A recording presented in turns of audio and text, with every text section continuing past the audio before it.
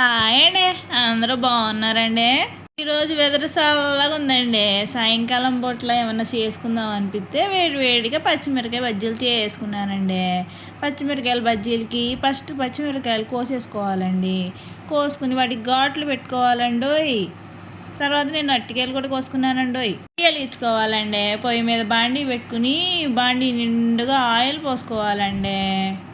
Oil మసులుతూ ఉంటుందండి. ఈ oil మసిలేలోగా మనము బజ్జీలకు కావాల్సిన పిండిని కలిపేసుకుందామండి. ముందుగా పచ్చిమిరకాయ బజ్జీల లోపల వాము పెట్టుకోవాలండి. వాము పెట్టుకుంటేనండి పచ్చిమిరకాయ ఉన్న ఘాటు మనకు తగలదండి. దానికి తోడు గ్యాస్ రాకోకుండా అరుగుదలకు చాలా మంచిదండోయ్. వాము తినటం వల్ల చాలా ఉపయోగాలు ఉన్నాయండోయ్. పచ్చిమిరకాయల బజ్జీలు అన్నిటిలోనూ మధ్యలో వాము పెట్టేసుకోవాలండి. తర్వాత అరటికాయల బజ్జీల మీద కూడా కొద్ది వాము చల్లుకోవాలండి. ఇప్పుడు మనం పిండి కలిపేసుకుందామండి. పిండికండి ముందుగా కొంచెం శనగపిండి వేసుకోవాలండి. శనగపిండిలో కుతంత ఉప్పు వేసుకుని, కుతంత వాము వేసుకుని, కుతంత సోడా ఉప్పు వేసుకుని వాటిని కలుపుకుంటూ ఉండాలండి. దానికి సరిపడా వాటర్ వేసుకోవాలండి. దానికి సరిపడా వాటర్ వేసుకుని ఉప్పుగా కలుపుకోవాలండి. తిక్కుగా కలుపుకున్నాక కలిపేసుకుని ఉప్పు సరిపోయిందో లేదో చూసుకుందామండి. ఉప్పు సరిపోతేనే కదండి బజ్జీలు రుచి ఉండేది. ఇప్పుడు ఆయిల్ కాగిందో లేదో చూసుకుని దాంట్లో బజ్జీలు వేసేసుకుందామండి. ఒక బజ్జీని పిండిలో ముంచేసుకుని ముక్కుట్లో వేసేసుకోవాలండి. ముక్కుట్లో వేసేసుకుంటుంటే అవి ఎగుతూ ఉంటాయండి. అవి బాగా గోల్డ్ కలర్లోకి వచ్చేసాక మన ప్లేట్లోకి తీసేసుకుందామండి.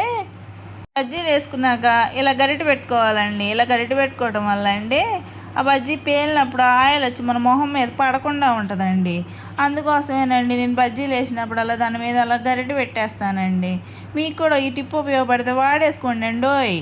బజ్జీలు వేగిపోయినాయండి. ఒక ప్లేట్లోకి తీసేసుకుందామండి. వాటిలోకి ఆనియన్స్ నిమ్మకాయలు పెట్టేసుకోవాలండి. పెట్టేసుకుని తింటూ ఉంటుంటే భలే టేస్టీగా ఉంటుందండోయ్. నేను ఇంకో వాయి బజ్జీలు వేసుకుంటున్నానండి. అలా వేడివేడిగా బజ్జీలు వేసుకుని తింటుంటే ఎంత రుచిగా ఉంటుందోనండి. నేను ఇంకో వాయి వేసేలోగా మా వాళ్ళు వచ్చి ప్లేట్ ఎత్తుకెళ్ళిపోయి తినేస్తున్నారండి. బజ్జీలను అలాగే ఎంజాయ్ చేయాలండి. బయట వెదర్ని చూసుకుంటూ ఆ బజ్జీలు తింటుంటే ఎంత కమ్మగా ఉంటుందండి. మీరు కూడా ఒకసారి అలా ట్రై చేయండి. ఎంతగానో ప్రకృతిని ఆస్వాదిస్తూ అలా తింటుంటే ఎంత హాయిగా ఉంటుందో తెలుసా అండి. ఇలా మనకి ఎన్ని బజ్జీలు కావాలంటే అన్ని బజ్జీలు వేసుకుంటా తింటూ ఉండటమేనండి. ఫ్యామిలీతో టైం స్పెండ్ చేస్తూ హ్యాపీగా లైఫ్ ఎంజాయ్ చేయాలండి.